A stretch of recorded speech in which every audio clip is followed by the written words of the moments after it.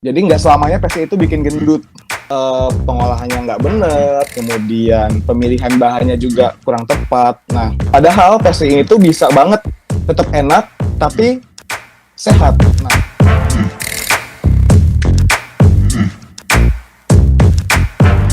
Nah, di sini pastry nggak sehat, udah pasti ya. Ini mau nongkrong nih, mau kemana? Ke bakery A. Ah, enggak, gue lagi diet. Kan makanya kue-kue. Nah, itu pasti udah tertanam dari dulu ya di kita. Kalau kue itu banyak gulanya, banyak lemaknya, kemudian ada glutennya. Jadi ya itu sih bisa dibilang cukup beresiko nggak sehat kalau pengolahannya nggak benar, kemudian pemilihan bahannya juga kurang tepat. Nah, padahal testing itu bisa banget kita kita ubah tetap enak tapi sehat. Nah, sehat itu sendiri kalau menurut aku juga itu kita nggak bisa ambil sehat secara umum, di mana setiap pribadi, setiap kita, setiap orang punya level kesehatan yang berbeda-beda. Di sini kalau kita mau sehat, misalnya aku lagi diet nih, diet apa dulu? Contohnya misalnya aku diet gluten, ya kita tinggal konsumsi pastry yang emang gluten free. Aku misalnya punya takut resiko diabetes, tinggal konsumsi pastry yang emang low sugar. Nih tadi ya yang aku bilang, apakah pastry bisa diolah menjadi makanan sehat tuh? Zaman sekarang kan, zaman now, zaman now. Apalagi di kota-kota besar, udah udah ngetren banget ya namanya diet-dietan, entah itu vegan, apa itu keto, pokoknya diet rendah gula, apapun lah. Nah, that's why tadi aku bilang kalau sehat ini tergantung dari kebutuhan kita masing-masing. Dan itu yang tahu ya pasti diri kita sendiri. Misalnya aku nggak bisa makan lemak yang tinggi atau aku nggak bisa makan gula yang tinggi, itu udah pasti um, ada dietnya sendiri. Misalnya keto, aku nggak bisa makan gula tinggi, aku nggak bisa makan gluten. Kita bisa pilih diet keto, di mana kalau keto itu kita nggak boleh pakai gluten alias gluten free, dan juga sugarnya itu sangat limit. Itu pun harus menggunakan gula-gula diet ya. Jadi bukan gula pasir biasa, tapi menggunakan gula diet. Tinggal searching aja jenis dietnya apa, kita bisa sesuaikan dengan kebutuhan kita. Nah, zaman sekarang kan apalagi kalau di sekolah nih ada namanya pelajaran ilmu gizinya. Nah, disitulah kita berguna di sini. Ketika kita mau bikin kue yang saya nggak butuh fat banyak, harus bikin kue apa. Nah, di sini kerjasama ahli gizi atau nutrisionis dengan chef itu berguna tuh untuk menentukan kue-kue yang tadinya notabene nggak sehat, ternyata kue itu bisa kok, kita bisa makan kok, orang-orang yang punya diet khusus bisa konsumsi kue dengan rasa yang nggak kalah enak.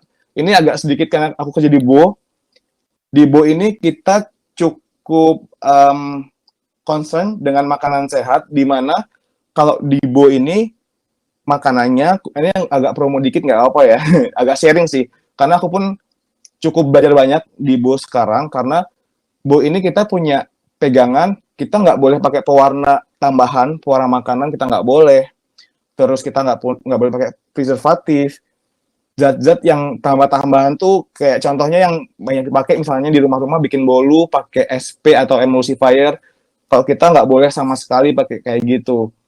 Untuk pewarna, kalau misalnya warna merah ya udah kita bisa gunain beet, kita bisa gunain raspberry, strawberry. Kalau hijau kita bisa menggunakan green tea ataupun pandan. Jadi dari situ sih kita tinggal pengetahuan ingredients-nya aja. Kemudian di Bo juga kita sangat concern dengan makanan vegan. Jadi beberapa menu yang udah aku keluarin itu adalah vegan, ada juga yang gluten free. Ada juga yang bahkan egg free. Jadi ya tinggal disesuaikan dengan kebutuhannya gitu. Jadi kalau ditanya apakah pasti bisa diolah makanan sehat, bisa banget. Tentu tentu bisa, dengan pengetahuan yang lebih dalam kita bisa buka Google. Jadi nggak selamanya pasti itu bikin gendut gitu ya. Bahkan kalau dipikir-pikir, keto. keto itu makannya lemak doang, lemaknya banyak banget. Tapi kok diet ya, yaitu mereka balance, mereka nggak ada gluten, mereka low sugar, tapi tenaga mereka dihasilkan dari lemak kayak gitu contohnya. Jadi buat teman-teman agak mulai sedikit membuka pemikiran bahwa kue itu nggak sehat, nggak gitu sih sebenarnya. Jadi tinggal tergantung kita butuhnya kue yang seperti apa dan kita bisa konsumsi kue seperti apa. Kayak gitu sih. Ini contoh nextnya. Nah, ini listnya tadi ya. Karena ketika kita udah tahu kita kebutuhannya apa, kita kurangnya apa, kita tinggal pilih-pilih. Contoh di cookies, kita bisa bikin cookies gluten free, kita bisa bikin cookies egg free, atau orang-orang yang butuh serat tinggi, kita bisa bikin cookies yang kayak menggunakan banyak oats, terus gandum, kayak gitu-gitu loh. Kemudian untuk cake pun kita bisa menggunakan kayak gluten free cake atau egg free cake. Ataupun kalau sehatnya, karena buah udah pasti kalau buah itu sehat ya. Kita bisa bikin makanan atau kue yang menggunakan banyak buah-buahan. High fruits content cake kayak gitu. Itu pun enak, tapi kita juga konsumsi vitamin dengan waktu yang sama gitu. Kita puas mata, puas perut, ternyata juga sehat. Kemudian untuk roti pun sekarang udah banyak banget gluten free bread, ataupun yang lebih sehat, kayaknya sekarang tuh udah ngetren banget namanya sourdough bread. Sourdough, di mana sourdough itu adalah roti yang sangat sehat ya. Kenapa dibilang sehat? Tidak menggunakan ragi tapi ragi alami, di mana dihasilkan dari fermentasi adonan itu sendiri, bukan menambahkan ragi yang kita beli di warung atau di toko atau toko bahan kue lah. Jadi sangat natural. Itu adalah untuk sourdough. Jadi di Jakarta kayaknya udah banyak banget sih yang jual sourdough, karena orang-orang kita, apalagi kayak gini, lagi pandemi, pasti concern banget dengan makan makanan sehat. Nah, kita bisa ke arah sini nih. Kemudian ada mixed seeds bread, di mana seeds ini banyak banget ya. Contohnya kayak flaxseed, biji-bijian apapun lah, yang kita bisa aplikasiin ke dalam kue. Misalnya kayak biji-bijian yang kita makan buat granola, kita bisa buat masukin ke dalam kue. Ada juga less sugar cake, ataupun less sugar cookie, bread, dan lain-lain. Nah, next, low fat ya, yang udah pasti kayaknya musuh banget semua orang, gendut karena lemak, ya kita bisa bikin, atau kita bisa konsumsi kue-kue atau roti yang low fat. Apalagi sang susu, udah banyak banget ya, low fat milk, kayak gitu-gitu. Mungkin untuk teori, biar nggak bosen, dan biar kita banyak waktu buat tanya-jawab, cukup segitu aja sih.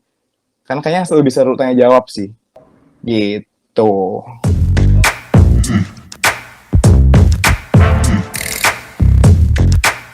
Secara teknik itu udah pasti ada SOP-nya, tapi secara desain dan finishing itu pasti akan tergantung dari chef-nya.